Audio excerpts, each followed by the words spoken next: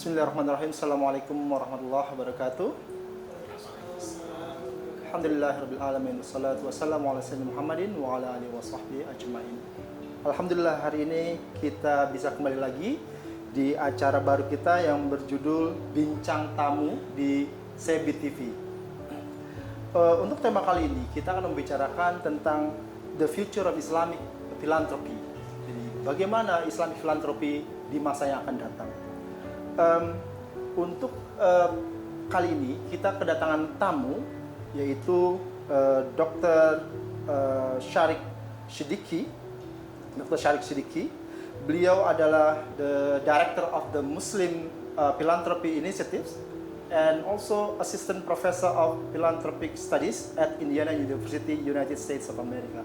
Assalamualaikum, Dokter. Waalaikumsalam. How are you today? Alhamdulillah, it's an honor and pleasure to be here. Alhamdulillah, alhamdulillah. Oke, selain Dr. Sharik, kita juga kedatangan Dr. Sigit. Ya, ini sebenarnya tamu kita yang baru tapi lama. Jadi Dr. Sigit adalah Ketua Stay Sebi. Assalamualaikum, Dr. Sigit. Waalaikumsalam warahmatullahi wabarakatuh. Terima kasih, Pak Doni. Ya, selamat datang, Dr. Sigit. Alhamdulillah, jadi hari ini kita akan membahas tentang filantropi Islam. Seperti yang kita tahu, filantropi Islam bukanlah suatu hal yang baru, karena kita mengenal adanya zakat, kemudian sodako, kemudian zakat infak. Nah, kita akan mencari tahu lebih dalam tentang bagaimana kedepannya kita bisa mengoptimalkan zakat Islamic filantropi ini di masa yang akan datang, terutama untuk menghilangkan kesenjangan antara yang miskin dan kaya. Kita tanya ke Dr. Sharik. Dr. Sharik. Okay. Dr. Sharik, just a question for you. What is the role of philanthropy in enhancing the welfare of the society in the future and the new global order? Sure. Thank you. First of all, I want to thank Dr. Sajid yourself to asking me to be part of this wonderful panel conversation. Philanthropy has had a role in human welfare for centuries, right? Philanthropy is not something that's new. But what we're seeing is that as the world is getting more complicated, the world's problems are increasing, and we're seeing that government is having difficulty dealing with all these challenges, they're looking to other partners. And so philanthropy, which has always been there, now we're seeing government, the United Nations, these global institutions saying, oh, this is a really powerful idea where human beings, through their individual resources, are helping make the world a better place. And so what I think the future of philanthropy is likely to have a more stronger role than it's in the past, because there's recognition by governments, by UN, by entities, that this is a powerful tool to help the world be a better place. The question is, how will it be used? And what are the challenges we'll face as we sort of engage within and sort of try to engage this new idea? I see, okay. So the government will try to support the program of Islamic philanthropy. How are they going to do that, sir? Sure. So we're already seeing this. You know, if you think about Indonesia, Indonesia has an act on zakat, right? When you think about Saudi Arabia's Vision 2030, they've already said that philanthropy will be 5% of GDP, right? From having a very negligible piece. If you think about Pakistan or India, or if you think about China, everywhere in the world, we see government looking to this philanthropy sector and saying, you have to do more. Now, how do they want to do more? One, we're seeing more regulations. We're seeing government action that allows entities to become philanthropic institutions. So we're seeing more regulations. Okay. I think we're also seeing greater capacity building. In Saudi Arabia, they have invested in training thousands, if not millions, of volunteers. We see the growth of new non-profit management and public administration programs in this area. New programs all across the world are trying to find ways to professionalize the sector. So these are all ways, whether it's government, regulations, whether it's capacity building, whether it's creating special forms in which non-profit entities can become regularized, or it's creating new training and education and incentive programs. In some countries we're seeing tax rebates. If you give philanthropy, you get a tax rebate, especially in the corporate social responsibility sector. And then finally, in many countries we're seeing laws that require corporations to give a certain percentage of their profit for corporate social responsibility. All of this falls within the ambit of philanthropy. I see. Jadi peran pemerintah itu dirasakan sangat penting untuk kemajuan filantropi, dalam hal ini Islamic philanthropy. Oke, terima kasih jawabannya. Oke. Untuk Dr. Sigit, Dr. Sigit sebagai akademisi, apa masalah utama yang dihadapi dalam mengembangkan filantropi Islam di Indonesia? Silakan Ustaz Sigit.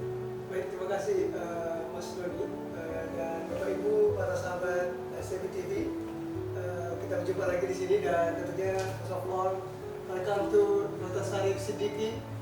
It's really wonderful to see you here. Welcome to Jakarta, Depok City, and also to Jakarta, right? Please convey our congratulations for colleagues, for professor in Indian University as well. Bapak Ibu yang berbahagia, jadi ini ucapan terima kasih juga kepada rekan-rekan di stakeholder perzakat, perwakafan, dan juga tentunya keuangan sosial Islam. Jadi kita kedatangan tamu Dr. Syarif Siddiqui ini salah satu pakar yang tentunya sangat penting dalam perkembangan filantropi Islam karena beliau menyelesaikan PhD di dalam filantropi dan juga beliau memegang PhD di dalam hukum.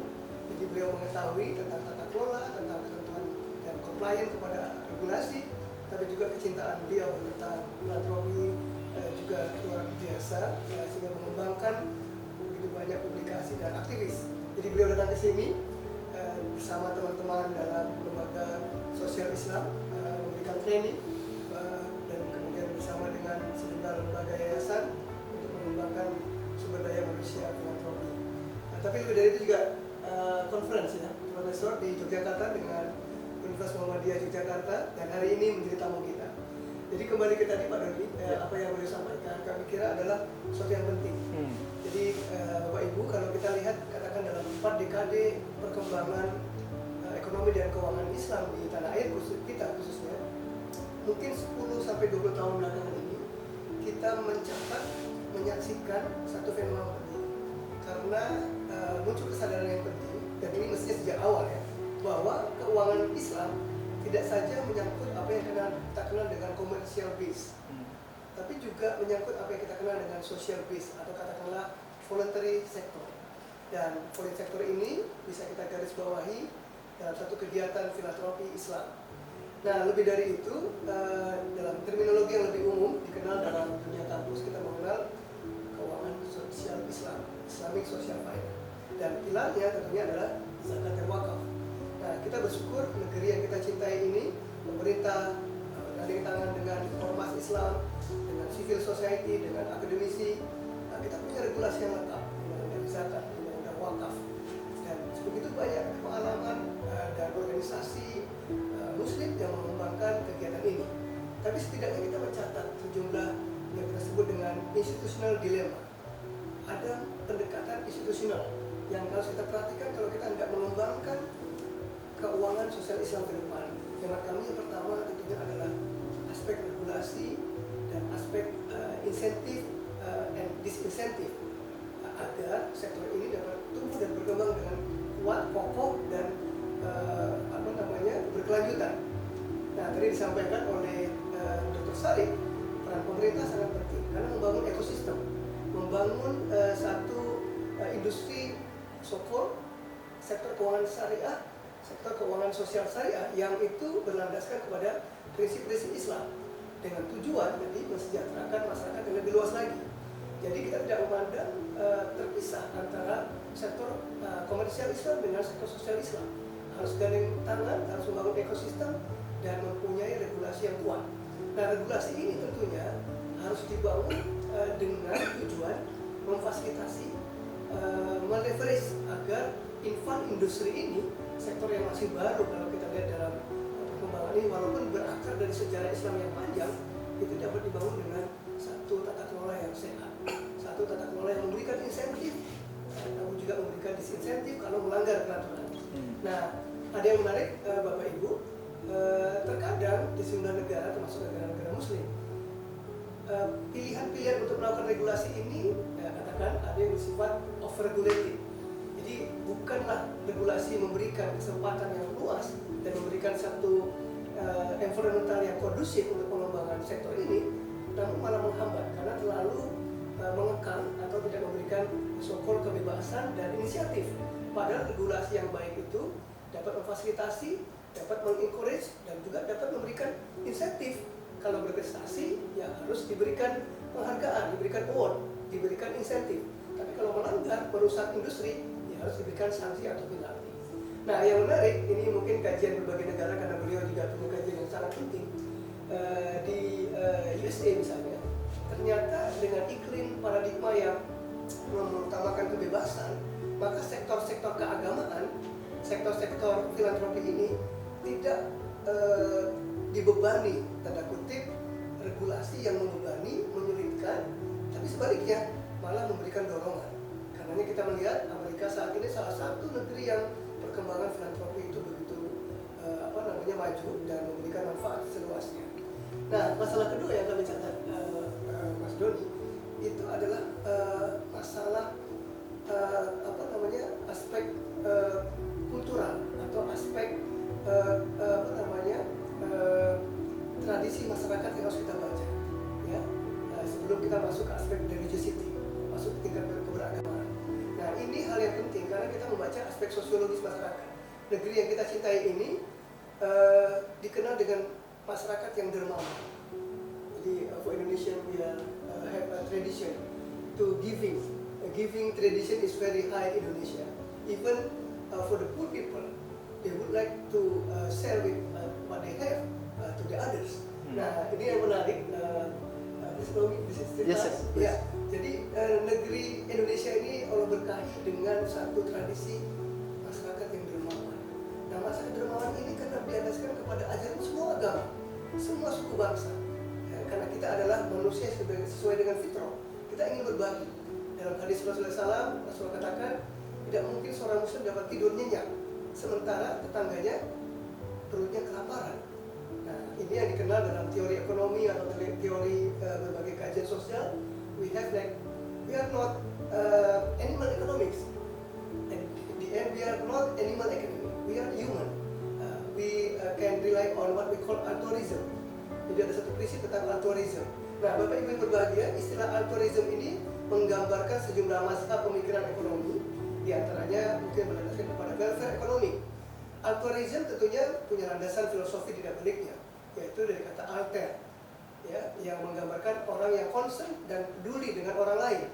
Tapi dalam banyak rujukan kami ucapkan terima kasih, profesor kami menulis sangat baik sekali tentang Islamic Social Finance ini dan sejumlah literatur yang lain. Ternyata terminologi Islam memiliki satu terma yang lebih baik atau terma yang lebih menggambarkan paradigma Islam, yaitu al-Iqtar. Al-Iqtar ini lebih menggambarkan bahwa kita sebagai seorang muslim itu punya pandangan tidak saja memperhatikan diri sendiri dan keluarga, bahkan kita memenuhi hak-hak ukhuwah dalam Islam.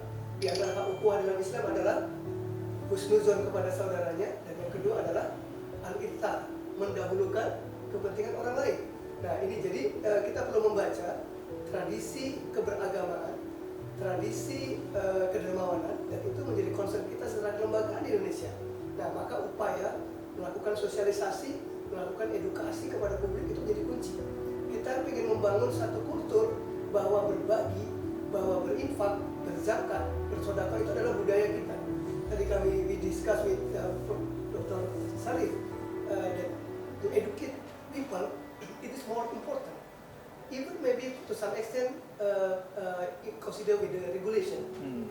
Jadi bagaimana kita mensosialisasikan, mengkampanyekan Islamic Social Finance ini, zakat dan wakaf ini dengan masif kepada segenap segmen masyarakat sehingga menjadi tradisi, menjadi budaya. Nah, yang ketiga kami kira apa yang menjadi tantangan kita adalah aspek human resource. Yang ketiga, Bapak-bapak, Ibu-ibu, dilema kelembagaan yang kita hadapi adalah aspek human resource management. Jadi sumber daya manusia itu jadi kunci bagi masa depan filantropi. Nah, kita bersyukur tadi karena kita punya tradisi masyarakat yang dermawan, tapi kita juga ingin bahwa human resource untuk mengembangkan lembaga-lembaga filantropi itu disiapkan dengan kompetensi base, dengan dedicated person, dengan visi mengembangkan tidak saja berbagi, tapi bahkan di aspek lain harus menjadi pribadi-pribadi yang dapat menumbuhkan apa yang kita sebut dengan wealth creation. Jadi kita lepaskan dilema wealth creation and wealth distribution. Jadi paradigma tentang filantropi tidak hanya wealth distribution, tapi menumbuhkan, memberikan kail, tidak hanya memberikan ikan, menciptakan masyarakat berdaya sehingga mereka bisa membagi apa yang mereka miliki kepada masyarakat. Dalam bahasa Arab dikatakan orang yang tidak memiliki tidak mungkin dapat berbagi. Nah, yang terakhir adalah aspek good governance. Nah, ini yang menjadi tantangan bagi masyarakat kita. Integritas, dedicated person, kemudian kelembagaan regulasi yang baik, ini harus menciptakan trust society. Sayangnya di banyak negeri muslim, mungkin juga termasuk di negeri kita menghadapi tantangan besar ini. Tidak lucunya masyarakat yang punya kepercayaan satu sama lain kepada pemerintah, antara masyarakat, antara lembaga-lembaga organisasi. Nah, ini menjadi kunci untuk kita satukan, karena kita menyadari lembaga filantropi harus dapat mendorong trust society ini sebagai landasan mereka bekerja. Nah, mudah-mudahan kalau kita bisa menyelesaikan dilema kelembagaan ini, kita bisa menghadapi tantangan ke depan untuk mengembangkan filantropi lebih baik lagi. Mungkin demikian Pak Doni. Baik, terima kasih Dr. Sigit, sangat menarik. Ya, salah satu poin yang menarik yaitu adalah Dr. Sigit bilang bahwa kita harus bisa membangun sumber daya yang kompeten, terutama dalam bidang filantropi ini ya. Now, for your information, in Indiana University, Dr. Sharik here is also a professor teaching in, let's see, the name of the school is Lilly Family School of Philanthropy. Okay, can you tell us a little bit about that? Sure. The Lilly Family School of Philanthropy is a faculty of Indiana University that focuses on philanthropic studies. We have a bachelor's degree, we have a master's degree, we have graduate certificates, or as you would see in Indonesia, diplomas. We also have a professional doctorate, a doctorate in philanthropic leadership, and then we have a traditional PhD program where people like myself get a PhD and then go on and become professors. And alhamdulillah, within the Lilly Family School of Philanthropy, we have a number of departments. We have the Lake Institute on Faith and Giving, which focuses on giving and philanthropy and faith. We have Women Philanthropy Institute. We have the Mays Institute of Diverse Philanthropy. We have the Muslim Philanthropy Initiative, and then we have a professional development program called the Fundraising School. Around 7,000 to 8,000 people every year go through our training. Last year we trained in Indonesia 50 people to become certified fundraising managers. This year we just did a training where we did a smaller training on philanthropy management and leadership. And so this combined, the school has been around as, it initially was known as the Center on Philanthropy, and now is the Lilly Family School of Philanthropy. It's a full faculty. It is an endowed institution with faculty chairs, many professors like me. And alhamdulillah, we are growing the school. We're engaging with people all across the world, including Indonesia and Malaysia and a lot of the Muslim world. And our hope is to have more PhDs and more master's students and more bachelor's degree in our program from all over the world. Okay, sounds great. Alhamdulillah. Jadi but it is part of Indiana University. Yes, this is a faculty of Indiana University. So we have a school of business. Focuses on business. We have School of Public Affairs, and we are the School of Philanthropy. So it's a fully fledged school like any other school in Indiana University. Okay. Jadi di Indiana University ini ada fakultas-fakultasnya, dan salah satu fakultasnya adalah Lilly Family School of Philanthropy. Nah, di sini di fakultas ini ada level-levelnya ya, seperti di Indonesia. Jadi ada S1, S2, S3, bahkan ya setelah itu ada juga ya setelah level S3-nya khusus untuk filantropi dan sertifikasi, betul. Dan ini sebenarnya sangat bagus ya, karena di SEBI sendiri kita juga punya S2 Philanthropy. We also have a philanthropy program for master's degree. Yes. Ustaz Sigit, can you tell us a little about it? Ya, terima kasih Pak Doni. Dr. Sadid, ya, it is really great kita melihat bahwa filantropi itu menjadi tren, menjadi satu hal yang disiplin ilmu yang kuat sekali. Contoh tadi di Indiana University sudah menjadi satu school sendiri, yang itu human resource-nya, risetnya, kemudian juga kurikulumnya dibangun dengan sangat kuat. Nah, ini menarik bagi kita semua dan menjadi challenge bagi kita semua. Dan mohon doanya Bapak Ibu, sebagaimana kita rencanakan, SEBI akan membuka Magister Keuangan Syariah. Dan salah satu ide penting di sini adalah kita menggandeng berbagai lembaga stakeholder filantropi Islam, lembaga zakat dan wakaf. Kita ingin menciptakan satu program studi dan memulai program studi dengan filantropi Islam. Dan kami bincang dengan Dr. Sadid, hopefully it is a great opportunity to have academic collaboration, research synergy and so on. And of course, we can share so many experience, tacit knowledge from him, from our colleagues to this program. Jadi Bapak Ibu, mudah-mudahan begitu sudah kita luncurkan program studi S2 Keuangan Syariah di SEBI ini, kita akan coba mudah-mudahan bisa memenuhi standar untuk double degree. Jadi human resource yang ada di Indonesia bisa belajar banyak dari perkembangan di dunia, dan juga kita bisa mulai dari yang dapat kita lakukan di awal, misalnya sertifikasi ya. We can have like training together and like certification for fundraising manager, right? We call certification for fundraising manager. Dengan begitu kita menyadari kita mulai menyiapkan SDM strategis termasuk leadership, right? Leadership is very important for the philanthropy. Absolutely. So, For everything.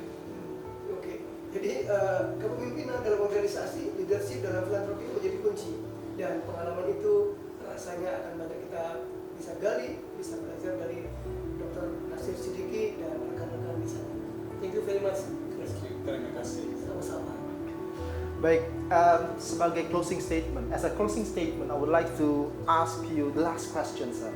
So, how do you think scholars may contribute to the Islamic philanthropy? Sure. So I think that scholars play a very important role in making the world a better place, because quite frankly, the challenges that we have before us have answers that we don't know how to solve. And the future challenges, we don't even know what those challenges are. Can you imagine 10 years ago people say that we were going to have a pandemic? It was a surprise, right? So scholars play a very important role in every part, and especially in philanthropy. And so there are multiple ways that scholars can contribute to the growth of philanthropy. First, I think scholars can partner with public entities and nonprofit entities and do research on practical and policy work, right? So they can actually further policy and practice through their research. I think the second piece of it is scholars can think about the future. What is the future of our world? What is the future of social good? What are the future challenges? And do research in that area. And then the final piece that I think that scholars can do is they can see what's happening on the ground today and witness it. Because far too often we only know the big shining ideas, right? But on the grassroots, there's so much work being done. And if we can sort of uncover that work and shine a light to that work, we can perhaps find new ways in solving this problem. So, and how can they do that? By writing books, by publishing in peer-reviewed journals, but also being engaged in public scholarship. And so I think that scholars play a very important role in the growth of philanthropy going forward. And I think the key thing is, are we going to invest in them? Are we going to further and encourage them? So I think it's a very important question. I see. Okay. Thank you so much.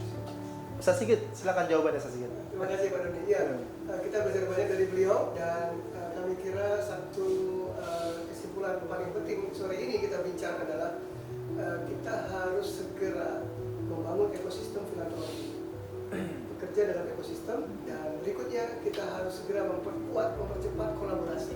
It's timely. We need more collaboration in academic, in social activities work, and also for grasp our future better for Indonesia. And also kalau kita lihat tadi bahwa kolaborasi ini sangat memungkinkan saat ini karena kita menghadapi disruption dalam teknologi. Tidak ada lagi barrier komunikasi di antara kita. Tidak ada lagi barrier sektor-sektor yang dulu mungkin menghambat kita bekerja sama. Teknologi semakin murah, teknologi komunikasi semakin cepat, dan yang paling penting sekarang membangun value bersama, mengambil komitmen bersama untuk kebaikan umat manusia, kesejahteraan umat manusia, dan kemajuan bangsa-bangsa dunia. Saya kira demikian, Pak. Baik, terima kasih Ustaz Sigit, Dr. Sigit, dan Dr. Syarik. Thank you very much for having us here. Okay, sama-sama, alright. He can speak bahasa little. Just terima kasih and salam. Alright, okay, Masya Allah. Okay. Dr. Sigit, once again terima kasih. Dr. Syarik, terima kasih banyak. Oke, rasa demikian saudara-saudara semua. Terima kasih banyak atas perhatiannya. Kita tutup dengan Alhamdulillah. Alhamdulillah. Assalamualaikum warahmatullahi wabarakatuh.